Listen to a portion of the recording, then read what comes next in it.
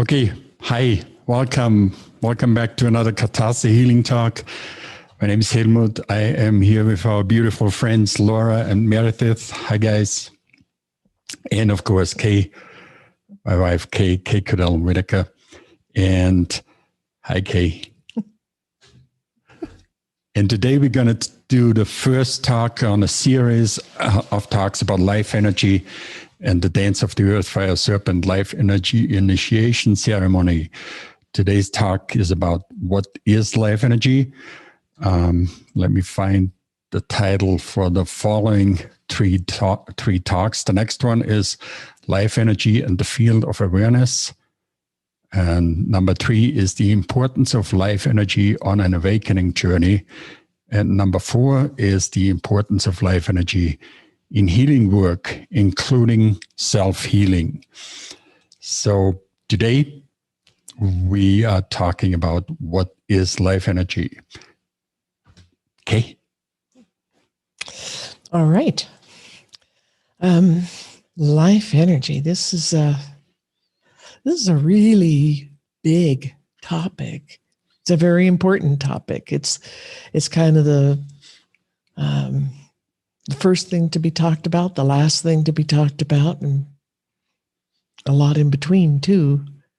So I think a good place to start is the concept that the ancients have, that I have studied with, which are the predynastic Egyptians and the Peruvian people, Hedicas, which is a very, very ancient culture as well. And for these people, life energy is what keeps us alive. It's what makes us alive. It's what makes us here, manifesting in physical material in 3D time space. It's what keeps everything alive. And it is always moving. It is alive, thinking, feeling, conscious. It, like I said, it's moving. It's always moving everywhere. And as it moves and touches everything, moves through everything, moves between everything, it's making connections with whatever it engages. It is feeding. It feeds everything. That's what keeps everything alive. In these ancient traditions, they see the whole universe as being alive and conscious, thinking, feeling, having emotions, having thoughts, having a total consciousness, conscious awareness, and memory. And with everything being alive, even what we think of as empty space, it is living, it's conscious. And it interacts. And in our universe, everything is connected. Everything is connected to everything else. That seems, if you think about it in kind of a linear way and try to picture that, it's an awful lot of connections. It's like a whole lot of wires going every which way, trying to connect to everything. Luckily, all this stuff happens outside of 3D time space. It's what happens before things become part of 3D time space. In the beginning of the universe, this is the way that the ancients talk about the beginning of our universe. It's consciousness. It's aliveness. It's full of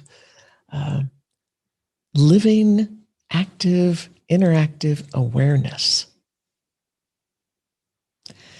And everything is connected, and it's connected outside of 3D time space.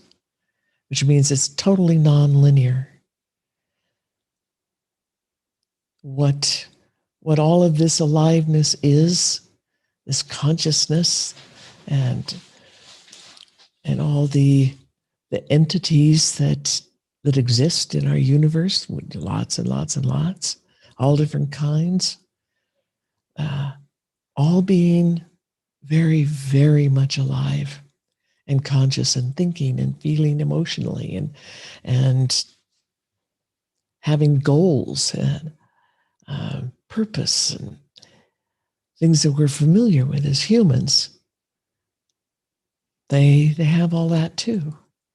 And they're all connected in this very non-linear way. In this part of existence, this non-linear, our space has no effect on it. And our time and our sense of time has no effect on it. Things just are. They exist, and they are very busy being, just being, existing. And the reason they can do this is because of the life energy. And the life energy is built out of unconditional love. That's its foundation. That's the foundation of everything in our universe. Absolute, pure, unconditional love. And this life energy, it's always exuding, like it's boiling over.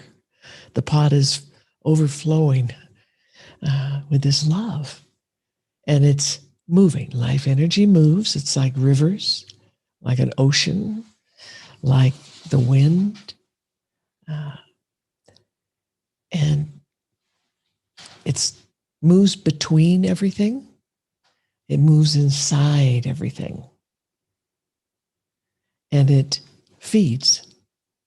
It feeds everything with its life energy, with its own self. And it's self-perpetuating. And that love, it feeds everything with this unconditional love. And the love is always there. There's always more. It's self-perpetuating.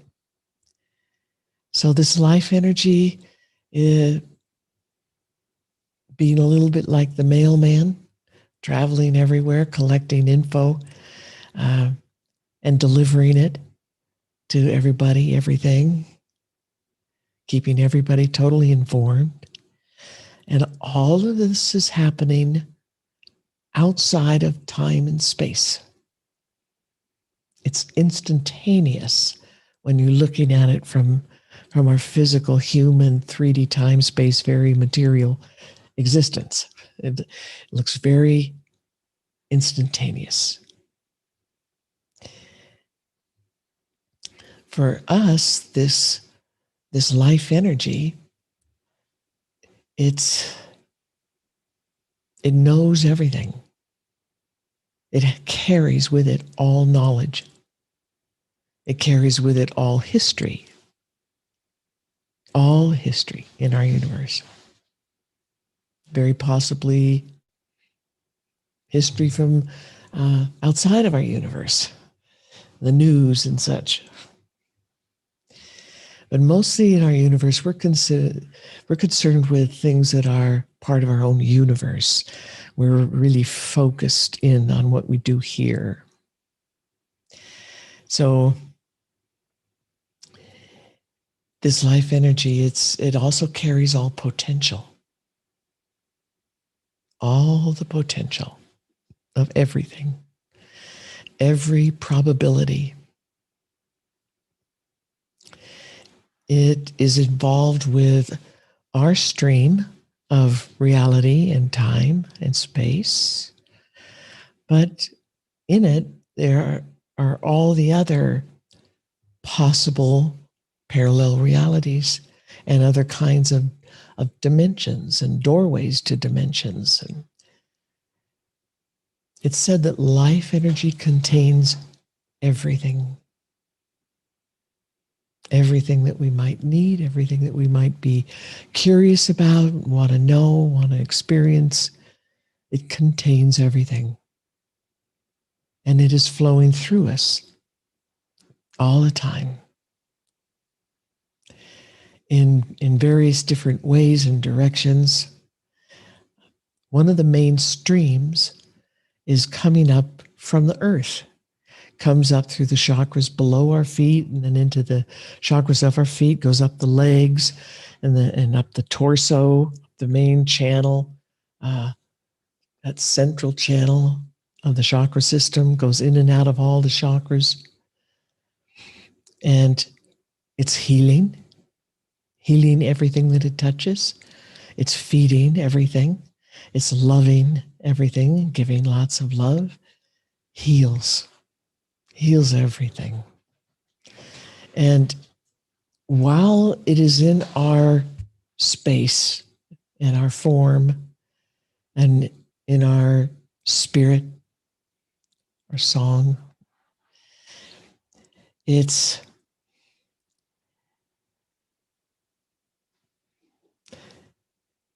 listens to us. We have a lot of influence. Our consciousness, our awareness, our intent has a lot of influence on this life energy while it is in our space, engaging with us, and it will follow our intent. Whether those thoughts and those beliefs and that intent has a negative outcome or a positive outcome or a neutral outcome, it doesn't really matter. The physics of this part of life, it's part of our universe, is that it will follow our intent and it will try to do its best to carry out whatever that intent is, what the instructions are in that intent. And it doesn't have to be conscious. It tries to follow all of our unconscious, our subconscious beliefs and thinking and feelings and fears, all of our masky stuff, the programming. It tries to follow that and fulfill that, as well as things that we are thinking, feeling, intending, wishing, praying for, trying to purposefully manifest. It will try to fulfill that too. So that's something to keep in mind when you're thinking about how you live your life, how you live your interior life. What are you thinking? What are you holding in your subconscious? What kind of programming have you had? What kind of beliefs do you carry? Because beliefs have a strong energy with them, and they have a strong intent, and they influence the life energy that's moving through you that you have access to. And the life energy will try to fulfill those beliefs. So if you're carrying a lot of beliefs, like most of the people in our modern culture do, beliefs about fear and anger and hatred and warring, things you need to be afraid of, things that are in your mind problematic in some way, it will try to fulfill those ideas, give you more of them. Because from the perspective of the life energy, those are all requests. They're all prayers. Whether they're conscious and purposeful, whether they're good and beautiful and loving and caring and healing for yourself, for others, for the world, or whether they're detrimental and destructive, harmful. They all are taken seriously, and the life energy will try to manifest these for you. So the ancients said that every belief that we have, every thought that we have, is a prayer to the universe. And this is what they mean. This is how it works. This is how it functions. And we can learn how to get rid of our beliefs that we hold. We hold a lot of them very unconsciously and very blindly. We took them on from our culture, which really pounds it into us, pounds all these ideas and beliefs, all this programming, which really kind of puts us in a fog. Ancients call that being asleep, puts us in this sleep state, which diminishes our awareness tremendously and our abilities to be able to function fully as a human being on planet Earth. So this is very strong food for thought. All these beliefs, all this programming that we've had all our lives that keeps us all in a fog, numbed out. We're giving all that junk information to the life energy and asking it to manifest all this junk, this nasty stuff, as well as all the good stuff that might be there. So you can kind of picture how that would play out and look at the world around us. We are stumbling in a big way. So the ancients, the beginning of their teachings are starting to pay attention to this. Life energy is extremely important. It's important to our health, to our well-being, our ability to think. It's so important, central to what we choose to do and how we choose to carry that out, manifest it. So that's where they start, looking at yourself with honesty, not with pride and not with blinders and not wanting to see all the stuff that came from the culture, all this negative stuff. A lot of us carry a bunch of old trauma we never really resolved, and that's playing out like a movie in our subconscious. It just goes over and over and over and over and pops up in our dreams. And sometimes it pops up when we get a trigger, something in our environment triggers it, and up it comes, and we're running the movie. We're on automatic pilot. So we need to start examining ourselves, finding out what is it we're carrying, what is it that we're asking the life energy, the universe, to manifest for us. We have this incredible power as human beings to give the life energy any kind of instructions that we want, anything, to help ourselves, heal ourselves, our family, our friends, make a healing, beautiful environment for us to thrive in, healing our whole planet. We have power that it's hard to conceive of, how powerful it really is. But it's there, it's ours. We're using it whether we know we're using it or not. And we need to start looking at that honestly and take control of it. Being honest with what is it we carry inside ourselves. And are we willing to let it go? So I think that's a good place to stop for today. And if our friends have any thoughts or comments, or our audience, friends in the audience, any kind of comments and questions, and we'd love to hear them. That was beautiful, Kay. Thank you. I know it's one of the most significant changes in my life since introduced to life energy and then the dance of the earth, fire, serpent to helping expand that life energy. There's in seeing, realizing that aspect of it that you talked about, you know, who's controlling it?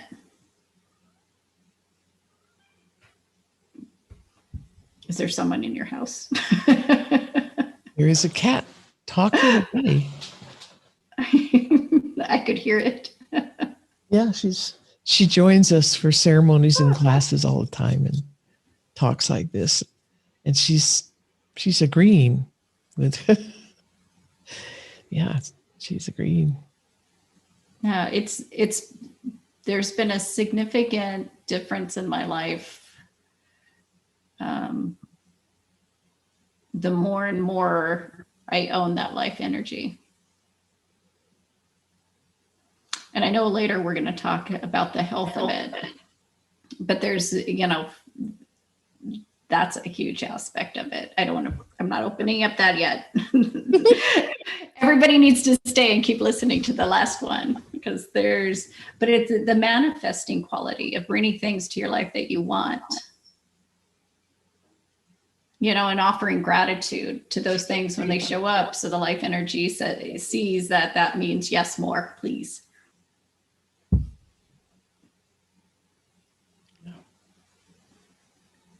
Exactly. I will mirror a little bit of what Laura was saying. This topic is very timely for me. Just even in the last week, a few things have, I've connected some mask related things, and I realize what I've been doing with my life energy that's kind of spinning them together and making them work as a team. And then also in a more positive light, I had a very cool, there's one thing that I've been wanting for a while for ceremony, and I knew I'd find it eventually. And just on vacation last week, I went into this store and I'm like, there's something here for me. I was like, I just know it. There's something here for me. And I'm like looking at this case of things. And I asked the spirits, I'm like, show me where it is. Literally turn my head. And there's some native made like rattles for ceremony, which is exactly what I've been wanting. And it was like, there was one in particular that I'm like, you know, it's like, just these, I see it working. I do. And it's great. And I want more.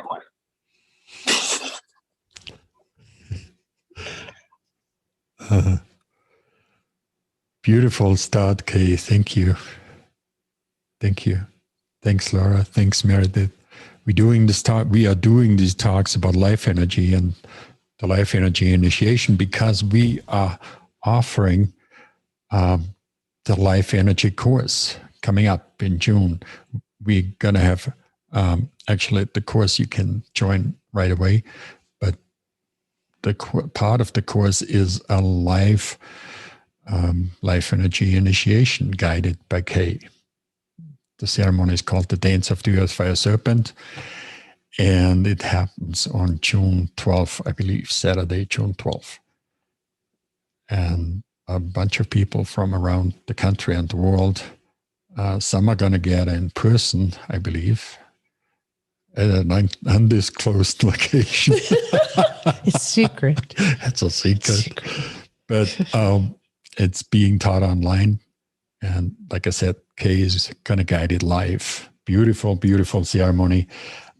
You can actually join that course by going to katharsis.world/Earth, Fire, Serpent Live.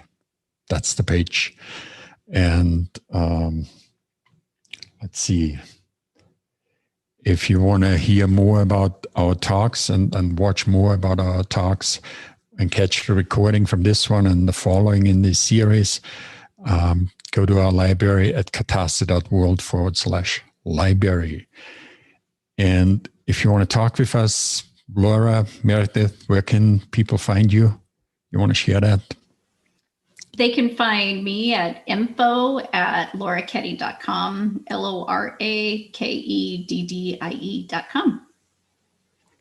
And Meredith, MEREDITH.m.Garcia, GARCIA @gmail.com. All right. And if you want to talk with me, katasta.world/talk. So that's the where you can find us, where you can join the Life Energy course and ceremony. We have some time left in our 30-minute new structure for these talks. Any other thoughts? Anything you want to add? I could add a little thing. Not too long ago, Kay, I was listening to a snippet where you were talking about life energy as the sap of a tree, and it's feeding all the branches, and it actually brings life to the fruit that the tree bears, that then feeds animals and, whatever life is around. And I loved that. So thanks. Thank you.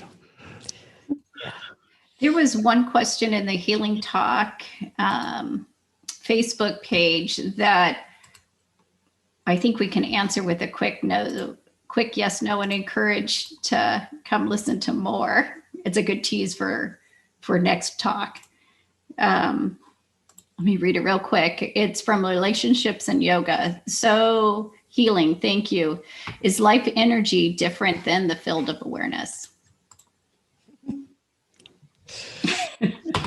Yeah, somebody asked that not long ago. Well, it's a long answer, really. So that was my theory. Stay tuned for next week. We're going to have a whole talk on that very question next week. So it's a great question. And that's why it needs a half an hour. It does. It needs a whole half hour at least.